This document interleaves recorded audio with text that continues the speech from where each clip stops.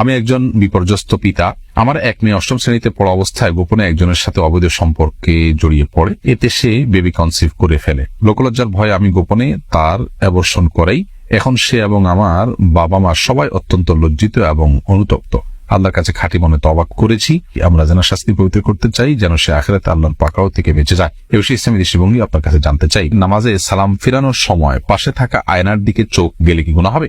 বাচ্চা দুধ খেলে মায়ের ওযু ভাঙবে কিনা? টয়লেটে হাঁচি আসলে কি আলহামদুলিল্লাহ বলতে হবে? সবার সময় বীর্য বিছানা চাদরে পড়লে বিছানা নাপাক হবে কিনা? নাপাক হলে তার করণীয় কি? কোন আমলের মাধ্যমে কি মানুষের ভাগ্য পরিবর্তন হয়? জানামাজে কাবার ছবি থাকলে সে জানামাজে কি নামাজ পড়লে গুনাহ হবে? ছোটবেলায় আমার হাত থেকে কোরআন মজিদ পড়ে গিয়েছিল, এখন আমার করণীয় কি? স্ত্রীকে কোন উপহার দিতে গেলে কি মায়ের কাছ থেকে অনুমতি নিতে হবে? আর বিলম্ব না করে চলুন আমরা আপনাদের প্রশ্ন উত্তর দেওয়ার পালায় প্রবেশ করি।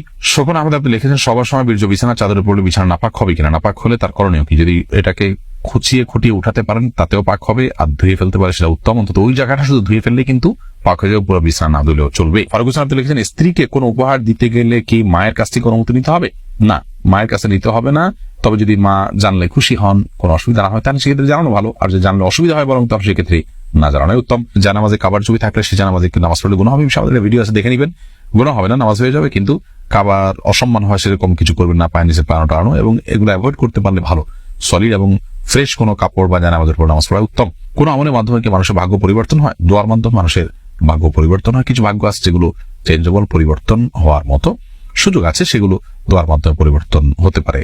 তবে পরিবর্তন হয়ে কোথায় গিয়ে দাঁড়াবে সেটা আল্লাহ তাআলা জানতেন, এবং সেটা আল্লাহর কাছে চূড়ান্ত ভাবে লিখিত আছে, যেটা তাকদীর লেখক ফেরেশতারাও জানেন না।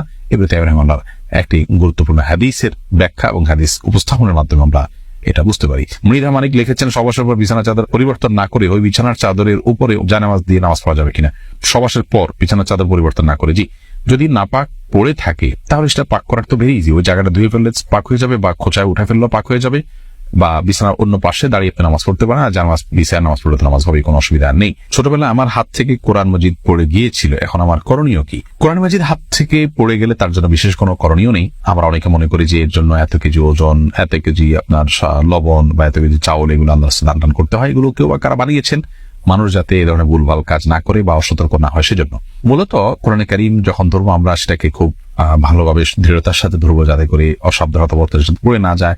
শ্রদ্ধাবোধের জায়গা থেকে তো সেভাবেই ধরার কথা। তারপর যদি পড়ে যায় কখনো, তাহলে অনিচ্ছাকৃত পড়ে গেলে আমাদের কোনো গুনাহ হবে না। কিন্তু এই যে পড়ে গেল, কোরআনের প্রতি অনিচ্ছাকৃত ভাবে অসম্মান হয়ে গেল, সেজন্য নিজের মধ্যে অপরাধ বোধ থাকবে, এবং কোরআনের প্রতি ভালোবাসা এবং শ্রদ্ধার জায়গা থেকে আল্লাহর কালামের প্রতি আমাদের যে দায়িত্ব আছে, সে দায়িত্ববোধের জায়গা থেকে কোরআনে কারীমকে সুন্দরভাবে রাখা, ধরা, এ ব্যাপারে সতর্ক আমরা হব। এর বাইরে বিশেষ কোনো কিছুই করণীয় নেই। যে সমস্ত করণের কথা বলা হয়ে থাকে এগুলো আমাদের নিজেদের বারণ। মোহাম্মদ আজহারুল ইসলাম আপনি লিখেছেন, পায়ে মেহেদি দেওয়া যাবে কিনা? যাবে, কোনো অসুবিধা নেই। আমরা অনেকে মনে করি যে মেহেদি চুলে দিতে হয়, দাঁড়িয়ে দিতে হয়, সেটা পায়ে দেওয়া যায় না। এটা ভুল ধারণা। মেহেদি পায়ে দিতে কোনো অসুবিধা নেই। আমার স্বামী কথায় কথায় বকাবকি করে, আমার করণীয় কি? আপনি ধৈর্য ধারণ করবেন, স্বামীকে বোঝাবেন, কোনো আলেমের মাধ্যমে নসিহা করাবেন, এবং যথাসম্ভব নিজেও নিজের ত্রুটিগুলোকে সংশোধন করার চেষ্টা করবেন।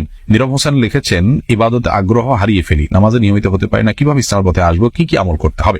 ইবাদতে আগ্রহ হারিয়ে ফেলা এবং এই নামাজে অনিয়মিত হওয়া, ইসলামের পথে না আসতে পারা, এই সবগুলোর মূল কারণ হলো দুনিয়ার মোহ। হব্বুদ দুনিয়ার আসুকুল খাতিয়া, দুনিয়ার মোহ সমস্ত পাপাচারের মূল। আমরা যখন আখিরাতের প্রতি বিশ্বাস নিজের ভিতরে ধারণ করতে পারবো, বসাতে পারবো, ইনশাআল্লাহ বিইذনিল্লাহ এই সমস্ত অপরাধ থেকে, অন্যায় থেকে বেরিয়ে আসাটা আমাদের জন্য অনেক বেশি সহজ হবে। এজন্য আল্লাহ ওয়ালা যারা দুনিয়া বিমুখ এবং প্রকৃত জাহেদ, মুত্তাকি এবং পরহেজগার, এই সমস্ত মানুষদের সান্নিধ্যে থাকা উচিত, তাদের সোহবতে উঠা বসা উচিত, তাদের কথা শোনা উচিত, তাদের মজলিসে আসা যাওয়া করা উচিত। এর মাধ্যমে ইনশাআল্লাহ বিইذনিল্লাহ আমাদের মধ্যে এই ভালো গুণগুলো আসবে। এর বাইরে হারাম থেকে দূরে থাকা, চোখের জেনা থেকে দূরে থাকা, এগুলো ইবাদতের স্বাদ ইত্যাদি আসার জন্য অনেক বেশি উপযোগী এবং উপকারী এবং সহায়ক আমল। সে কাজগুলো আমরা করব। আর একটি দোয়া বিশেষভাবে করতে পারি, আল্লাহুম্মা আইন্নি আলা যিকরিকা ওয়া শুকরিকা ওয়া হুসনি ইবাদাতিক। অর্থ বুঝবো যে আমরা পড়বো, আল্লাহুম্মা আইন্নি আলা যিকরিক ওয়া শুকরিক ওয়া হুসনি ইবাদাতিক। হে আল্লাহ, আপনি আমাকে সাহায্য করুন, আপনার জিকির যেন করতে পারি, আপনার শুকর যেন আদায় করতে পারি, এবং আপনাকে যেন উত্তম ভাবে ইবাদত বন্দেগী করতে পারি, সেজন্য আপনি আমাকে সাহায্য করুন। অর্থ বুঝে বুঝে আল্লাহর কাছে দোয়াটি করতে পারেন। সেটা ৫ নামাজের পরে দোয়াটা পড়া সুন্নাত। আল্লাহুম্মা আইন্নি আলা যিকরিক ওয়া শুকরিক ওয়া হুসনি ইবাদাতিক। বাহাদুর হাওলাদার আপনি লিখেছেন, বাচ্চা দুধ খেলে মায়ের ওযু ভাঙবে কিনা? না, বাচ্চা দুধ খেলে মায়ের ওযু ভাঙবে না। মাসিলা ইসলাম সাদি আপনি লিখেছেন, নামাজে সালাম ফিরানোর সময় পাশে থাকা আয়নার দিকে চোখ গেলে কি গুনাহ হবে? অনিচ্ছাকৃত চোখ চলে গেছে, তাহলে সাথে সাথে আপনি নিজেকে ফেরত নিয়ে আসতেন, তাতে কোনো হবে না। কিন্তু ইচ্ছাকৃতভাবে আয়না দেখা বা কোনো কিছু দেখা এটা জায়েজ নয়, কারণ আপনার দৃষ্টি তো আপনার সালাতের যে এরিয়া নিচের দিকে নিবদ্ধ থাকার কথা, আপনার সেখানে ডানে বামে উপরে এসে যাওয়ার কথা না। যদি যায় তাহলে সেক্ষেত্রে এটা সালাতের জন্য একটা ত্রুটি এবং সালাত যথাভাবে আপনি আদায় করলেন না। অনিচ্ছাকৃতভাবে একবার হঠাৎ করে চলে গেছে, সাথে সাথে আপনি ফেরত নিয়ে আসছেন, তাতে ইনশাআল্লাহ গুনাহ হবে না। মোহাম্মদ রাহাত খান আপনি লিখেছেন, টয়লেটে হাঁচি আসলে কি আলহামদুলিল্লাহ বলতে হবে? মনে মনে বলবেন বা বের হওয়ার পরে বলবেন। এরপরে আবু হানিফ রাজু আপনি লিখেছেন, অনেক সময় দেখি কবর দেওয়ার পর কবরের 4 কোণে 4টা খেজুর গাছের ডাল পুঁতে দেওয়া হয় এবং নির্দিষ্ট সূরা তেলাওয়াত করা হয়। এর কি কোনো ভিত্তি আছে? না থাকলে মাইয়াতকে কবরস্থ করার পরে কি করা উচিত?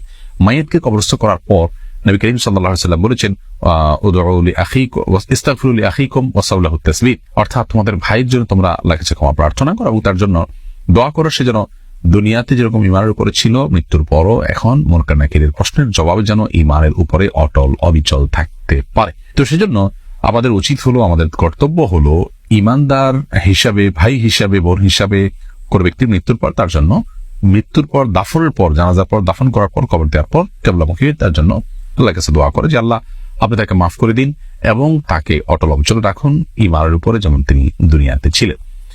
তো এই দোয়াটা তার জন্য করা সুন্নাহ। এর বাইরে আপনার এই চারপাশে 4টা খুঁটি গাড়া বা গাছের ডাল পোতা কিংবা বিভিন্ন সূরা পাঠ করতে করতে এগুলো পোতা বা সূরা পাঠ করে এরকম কোন নির্দেশনা কোন হাদিসে আমাদেরকে করার জন্য নির্দেশ করা হয়েছে বলে আমার জানা নেই। আমরা সেটুকু করবো যেটুকু কোন হাদিস আমাদের জন্য নির্দেশনা দেওয়া হয়েছে। আর মন গড়া কোনো কিছু আমরা যদি করি তাহলে সেটি কোনো কোনো ক্ষেত্রে বেদাতে পর্যবসিত হতে পারে এবং সুন্নাহ দ্বারা সাব্যস্ত না সেরকম কাজকে শরীয়তের কাজ, ইসলামের কাজ হিসেবে আমরা মনে করে করব না, বরং এটা করার মধ্যে গুনাহের আশঙ্কা আছে। এরপর নাম প্রকাশে অনিচ্ছুক বন্ধনীতে লিখে একবার প্রশ্ন করেছেন, আমি একজন বিপর্যস্ত পিতা, আমার এক মেয়ে 8ম শ্রেণীতে পড়া অবস্থায় গোপনে একজনের সাথে অবৈধ সম্পর্কে জড়িয়ে পড়ে, এতে সে বেবি কনসিভ করে ফেলে। লোকলজ্জার ভয়ে আমি গোপনে তার অ্যাবর্শন করাই। এখন সে এবং আমার বাবা মা সবাই অত্যন্ত লজ্জিত এবং অনুতপ্ত। আল্লাহর কাছে খাঁটি মনে তওবা করেছি, আমরা যেন শাস্তি পবিত্র করতে চাই, যেন সে আখিরাতে আল্লাহর পাকড়াও থেকে বেঁচে যায়। এই বিষয়ে ইসলামী দৃষ্টিভঙ্গি আপনার কাছে জানতে চাই। প্রথম কথা হলো ভাই, জেনার শাস্তিটা ব্যক্তি পর্যায়ে আমরা কার্যকর করব না, বরং এরকম পরিস্থিতিতে সে এবং পুরো পরিবার আল্লাহ তাআলার কাছে লজ্জিত হয়ে এবং হারামের পথ থেকে সরে এসে আর যেন কখনো এই ভুলটা না হয় সেজন্য আল্লাহর কাছে দৃঢ় প্রতিজ্ঞা করা উচিত এবং দৃঢ় প্রত্যয় ব্যক্ত করা উচিত। তবায় নাসুহা যেটাকে বলা হয় খাঁটি তওবা, সেটা আমাদের করা উচিত এবং আল্লাহ তাআলা ক্ষমাশীল, আল্লাহ তাআলা ক্ষমা করবেন। এবং আপনার পরিস্থিতি তৈরি হলো, এটি কি কারণে তৈরি হলো, কোন জায়গায় তৈরি হলো, তাকে কি ধরনের প্রতিষ্ঠান দেওয়া হলো, কিভাবে সে অন্য ছেলেদের সাথে যোগাযোগ করে বিপথে চলে গেছে, সেই যে লাইফস্টাইল সেটার ব্যাপারে আমাদের সংশোধনী আনতে হবে এবং ভবিষ্যতে যেন এরকম ভুল না হয় সেজন্য তাকে উপযুক্ত শিক্ষা প্রতিষ্ঠানে দিতে হবে এবং গভীর মনিটরিং রাখতে হবে এবং সুন্দর পরিবেশ তাকে দিতে হবে। হারামের পরিবেশ থেকে তাকে বাঁচানোর জন্য আপনার চেষ্টা করতে হবে। একজন সন্তানের জীবনে সচ্চরিত্র এবং চরিত্রবান হওয়া এটা এত গুরুত্বপূর্ণ যে তার জীবনে তথাকথিত আজকালকার প্রচলিত শিক্ষার চাইতে 1000 গুণ বেশি গুরুত্বপূর্ণ। একজন অভিভাবক যখন এটাকে অনুভব করতে পারবেন, বুঝতে পারবেন, তখন ইনশাআল্লাহ ভিতরে কোনো সমস্যা এমনিতে দূর হবে। বাকি কথা হলো যে জেনার শাস্তি আমি নিজে থেকে কার্যকর করার সুযোগ নেই।